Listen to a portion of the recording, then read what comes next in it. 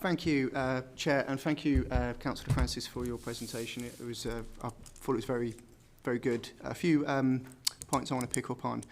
You mentioned entrepreneurship in schools. I mentioned yesterday during my speech in the Chamber that I had to teach myself how to start a business.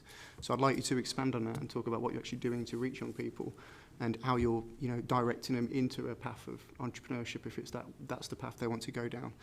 You also mentioned about skills training for SMEs and grants to upskill staff.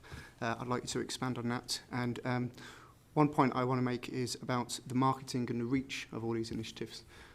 In my experience, it tends to be, we've got the Local Enterprise Partnership and the Growth Hub, all very good schemes, but the only way you find out about them is through your peer group. So if you go to Bourneville College, one of your teachers or somebody there will point you in the right direction.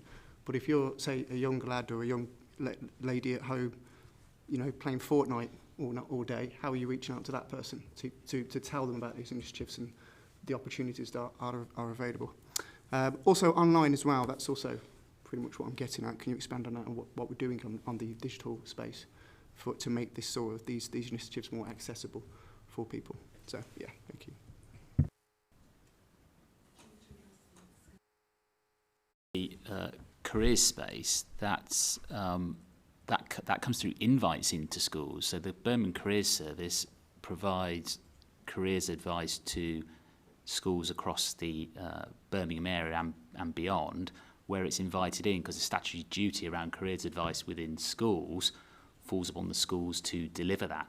So our input into that process is purely on a commercial basis in terms of being invited in to deliver that, and that's where the careers service would get involved in terms of going into schools and providing advice around that. I need to pick up on the specifics. I know we're going to about 25 schools in the city, that sort of range, and clearly there's significantly larger numbers of schools than that within the city who will deliver careers advice in different ways and through different contractors. But that would be the careers service involvement within schools.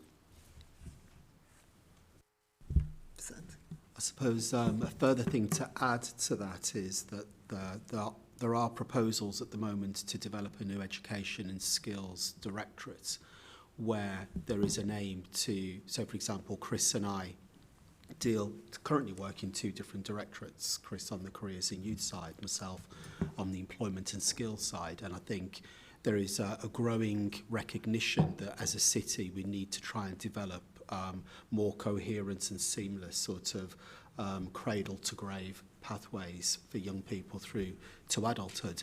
So the alignment of the services into a bespoke directorate around education and skills hopefully can find a way within which the work that we do around employment and skills, the employer engagement work that we do, can work alongside the careers work that's done to develop those better pathways from, in terms of careers advice and opportunities, including entrepreneurship, how those choices, better choices, can be made by younger people earlier, and that pathways be developed for them to take whatever choice they wish to take. So that's an aim in terms of the new Education and Skills Directorate in terms of aligning what is currently a series of services across the City Council.